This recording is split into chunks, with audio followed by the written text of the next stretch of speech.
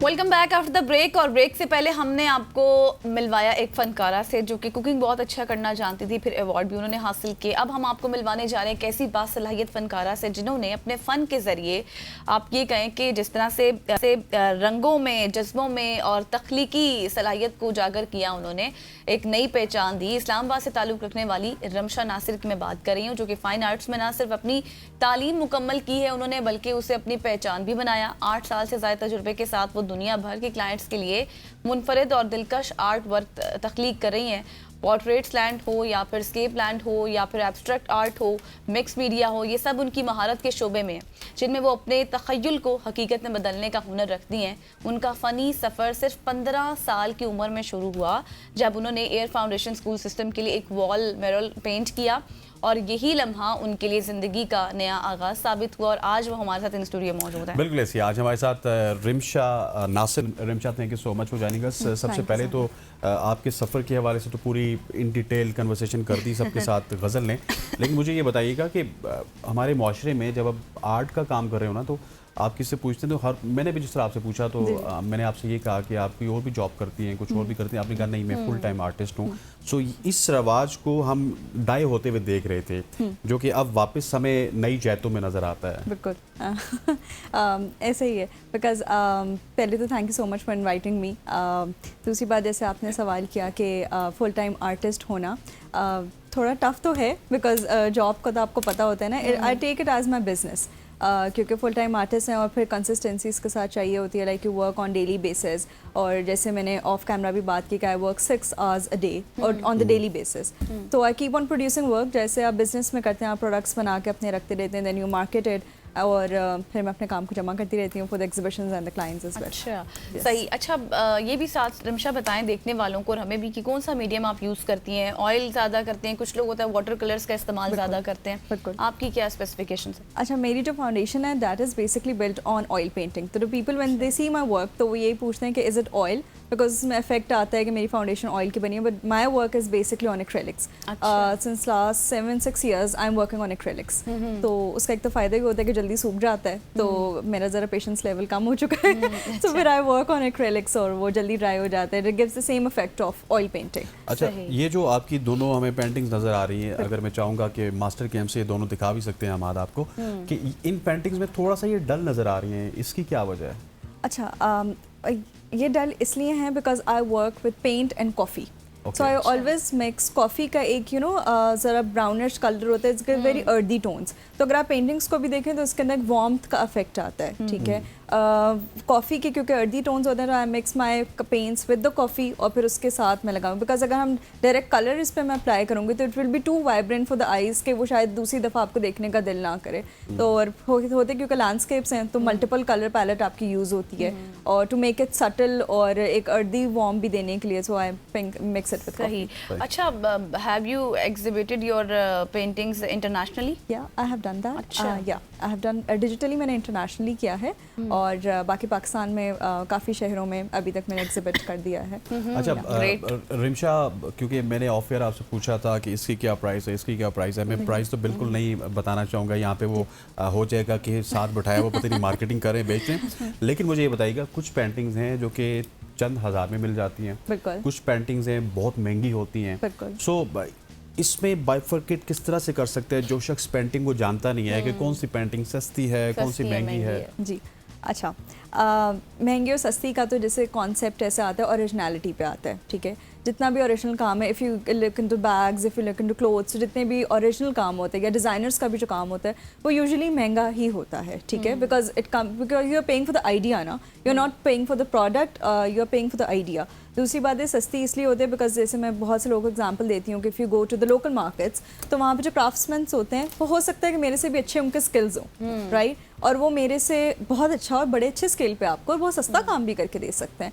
लेकिन उनका ये होता है कि they don't have an idea ना, they are just copying your work, या किसी और आर्टिस्ट का काम कॉपी करा लेते हैं। It's very famous in Islamabad, आपका सेटपुर विलेज, लोग वर्सा, इस तरह के एरियाज़ पे लोग कॉपी करके आपको दे देते हैं। तो द प्राइस जो सेट होती है, एक तो आपके एक्सपीरियंस आर्टिस्ट का, स्पेशलिटी आर्टिस्ट की, कि you know if you getting from the calligrapher जिनकी एक्सपर्टीज़ ही कैलीग्राफी है, ओरिजिनल आर्ट प्रोड्यूस कर रहे हैं, तो तो फिर the price always goes up. और फिर also clients relate to the emotional aspects as well ना, दे सी कि मैंने अगर इसके पीछे मेरी स्टोरी क्या है तो दे रिलेट टू इट। जैसे अगर आप इस पेंटिंग को देखकर, जैसे पिंक फ्लावर्स, तो पिंक फ्लावर्स क्यों हैं? जो हम आजकल हम देखते हैं जो पिंक हमारे बॉनगेला जो फ्लावर्स होते हैं वो बहुत ज़्यादा हमें नज़र आते हैं इस्लामाबाद में, तो they relate to it, they relate to the story, तो फिर ऑटोमेटिकली उसकी प्राइस ऊपर हो जाती है, तो इमोशनल एक्सपेक्ट भी इसके अंदर आ अच्छा, जाता है। समटाइम्स ऐसे होता है कि क्लाइंट का अपना एक माइंड सेट होता है जो आपके साथ वो शेयर करता है कि मुझे इस तरह की पेंटिंग चाहिए। बिल्कुल। अब आप उसको बना रही हैं, इन केस वो खराब हो जाती है, देन आपका क्या होता है कि दोबारा से फिर बनाना या उसी को कुछ ना कुछ करके सेट कर देना? अच्छा, उसी को कुछ ना कुछ हो जाता है। और दूसरी बात ये कि I always say to my clients, बल्कि आर्ट की आई थिंक यही खूबसूरती है कि दे अंडरस्टैंड कि एक हाथ का काम है, सही है, तो इसमें वो जो इम्परफेक्शंस होती है ना वो भी एक खूबसूरती है कि जैसे एक ब्रश स्ट्रोक वो बिल्कुल परफेक्ट नहीं है लेकिन इम्परफेक्ट है, लेकिन उसकी भी एक अलग खूबसूरती है, तो they actually buy it for the imperfections as well ना। बहुत से इस तरह के ऑर्डर्स आते हैं क्लाइंट से कि यही पेंटिंग जो है आप रिपीट कर दें। तो एक ही पेंटिंग है, मैंने 10-10, 12-12 भी बनाए हैं, तो एक ही हाथ है, एक ही आइडिया है, एक ही कलर पैलेट है, but the 10 of them are different. So ये भी होता है। अच्छा रिमशा, जिस तरह इन्होंने इंट्रो में कहा था ना कि अपने तखयलात से मतलब वो थिंकिंग कुछ आती है, जिस तरह शायरों को ना बैठे बैठे कोई ना कोई शेर आ जाता है, आमद हो जाती है। सो मुझे आर्टिस्ट के हवाले से बताइएगा कि क्या आर्टिस्ट को बैठे बैठे आमद होती है कि मैंने इस तरह की सीनरी बनानी है कि साथ से दरिया जा रहा हो, इस तरफ मॉस्क हो, इस तरफ घर हो और लॉन भी हो, तो मतलब हम हमेशा से ये सोचते हैं कैसे माइंड में आती है, जिस तरह से आप शायद उसको खुद इमेजिन कर रही होती कि इस तरह का माहौल और वो आप पेंटिंग में उतार लेती हैं। हाँ। बिल्कुल ऐसा ही होता है, प्रॉपर आमद होती है। अच्छा। आई ऑलवेज से कि वो ना एक ऐसा होता है कि जैसे प्रेशर कुकर में कुछ रखा होता है और वो बन रहा होता है ना, तो वो एक वो वाली सिचुएशन हो जाती है। फिर at times I usually post on my Instagram कि रात को 3 बजे भी ना मुझे अगर आइडिया आ गया है ना कि मैंने ये करना है, तो फिर I get up and do it. और फिर इसी तरह होता है कि एक टॉकिंग स्टेज होती है कैनवस की, कि you sit in front of it and then it talking वो स्टेज आ जाती है कि कैनवस आपको खुद बताता है कि यहाँ से पानी आ जाएगा, यहाँ दरख्त आ जाएगा, इसको छोटा करना है, साथ साथ चीजें चलती रहती हैं ना, चलती रहती है, और ज़्यादा इंजॉयमेंट भी वही होती है। और वो प्रॉपर वाकई एक स्टेज होती है कि आपको ख्यालात आते हैं और आप सबसे पहली पेंटिंग कौन सी बनाई थी आपने? सबसे पहली पेंटिंग सबसे पहले पेंटिंग तो नहीं जिसको आपको अभी तक याद हो कि उसके बाद आपका काम ऐसे हुआ कि मतलब आपने इमेजिन भी नहीं किया होगा कि इतना ज्यादा आपको सबसे पहला बुलेटिन याद है? हाँ मुझे याद है बिल्कुल। अच्छा, मैंने सबसे पहला बुलेटिन रात 9 बजे का किया था। अच्छा, इसमें तो मैं क्रेडिट देती हूँ कि I was only 15 years old और मुझे बुलाया गया था ए फाउंडेशन स्कूल सिस्टम है इस्लामाबाद में। अच्छा। आई वाज इन मैट्रिक, तो उन्होंने कहा था कि आप वॉल्स पेंट कर दें। ठीक और है। मैंने उनको बोला कि मुझे नहीं आता पेंट करना, बिकॉज क्या ही आता होगा उस टाइम पे मुझे पेंट करना, तो उन्होंने मेरे पे इतना कॉन्फिडेंस था कि आई कैन डू इट, और मैंने किया। और फिर आई थिंक कि वो एक बड़ा मेमोरेबल रहा। फिर वर्ड ऑफ माउथ हुआ, फिर I started painting a lot of murals in Islamabad. काफ़ी रेस्टोरेंट्स के मैंने किए और काफ़ी जो हैं स्कूल्स इंस्टीट्यूट्स इन जगहों के किए। अच्छा, इस आर्ट के हवाले से बताइएगा, कंपेटिटर्स आपके कितने हैं मार्केट प्लेस में, कस्टमर्स कितने ज़्यादा होते हैं, और ये भी एक मुझे लगता है कि पूरे का पूरा एक कल्ट होगा जो कि एक जगह पे इकट्ठे होंगे, शायद आपकी इंस्टाग्राम पे, शायद किसी मार्केट प्लेस पे या किसी एक जगह पे। अच्छा, कंपटीशन तो है और no doubt everyone is doing a wonderful work, और कंपटीशन है, लेकिन हर कोई अपने ही अंदाज में बहुत खूबसूरत काम कर रहा है।